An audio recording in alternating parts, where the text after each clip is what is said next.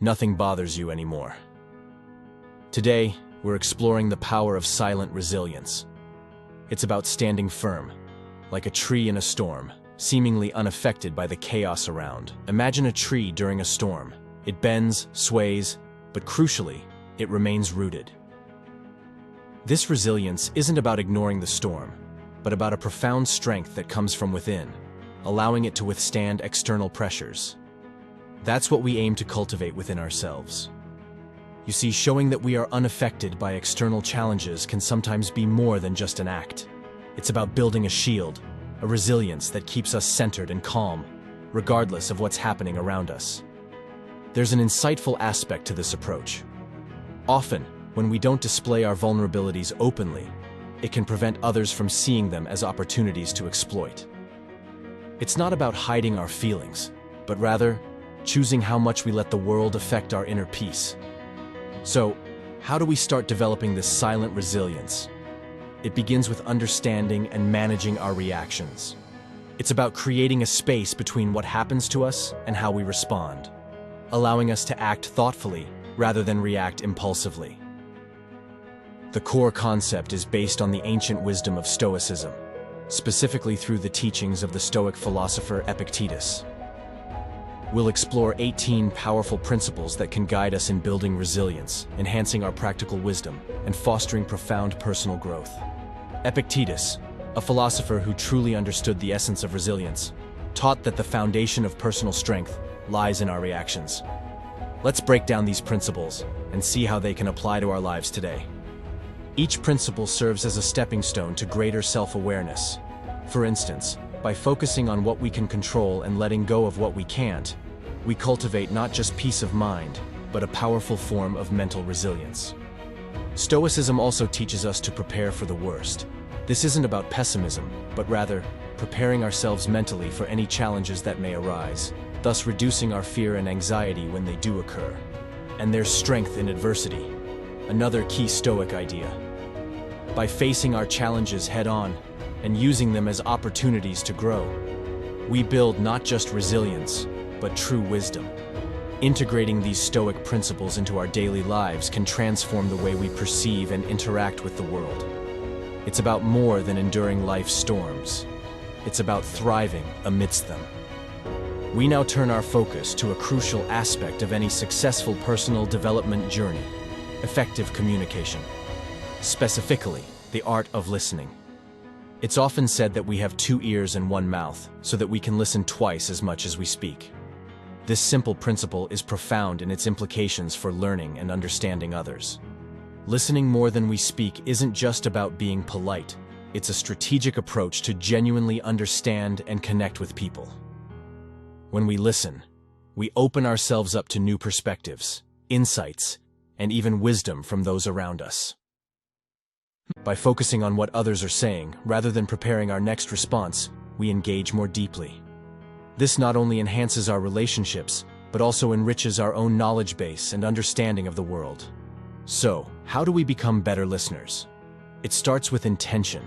Approach each conversation with the goal to learn something new.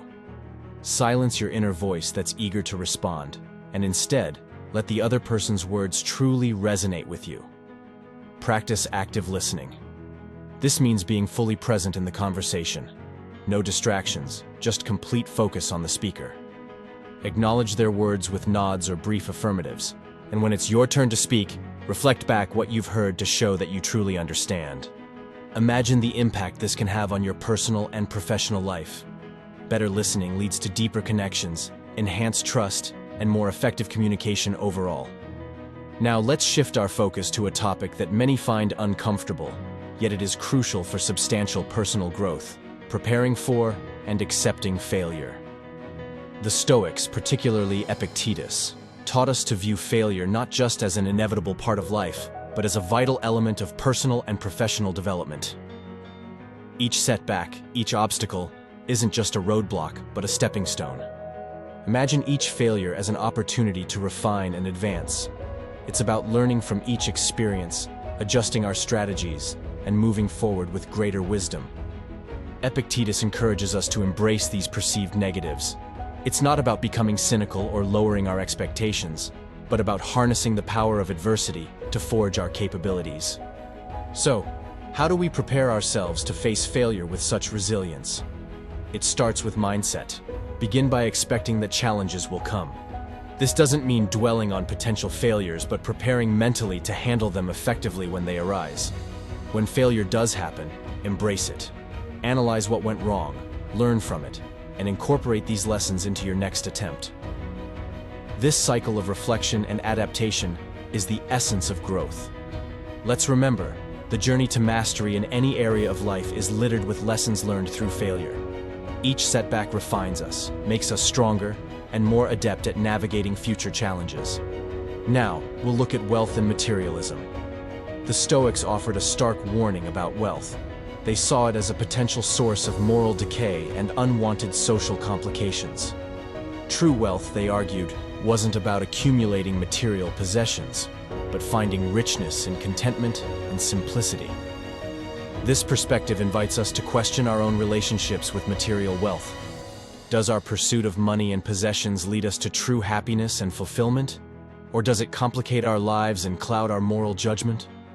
Moreover, the Stoics advised spreading our hopes and dreams across various goals. This strategic diversification helps minimize the impact of individual failures and reduces the emotional and psychological burden of setbacks. So, how do we apply these ancient insights to our modern lives? Start by evaluating your own goals.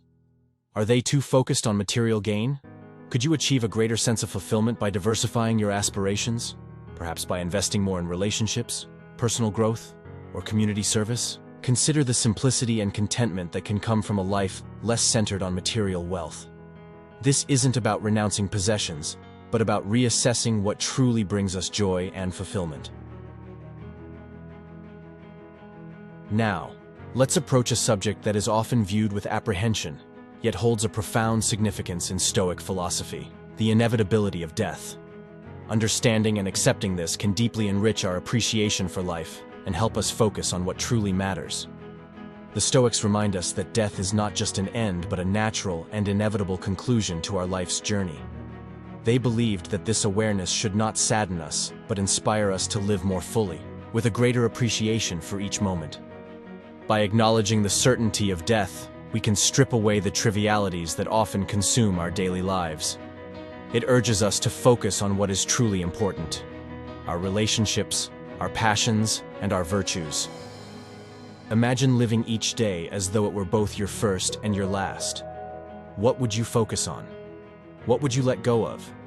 The Stoics used these questions to guide their actions and ensure they lived in alignment with their deepest values. So, how can we embrace this Stoic perspective? Start by contemplating what truly enriches your life. Reflect on your daily activities and ask yourself whether they contribute to a life you consider well-lived. Consider also the legacy you wish to leave.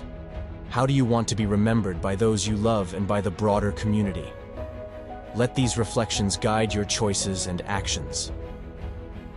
As we move forward in our exploration of Stoic wisdom, let's discuss a cornerstone of their philosophy: cultivating a contented spirit.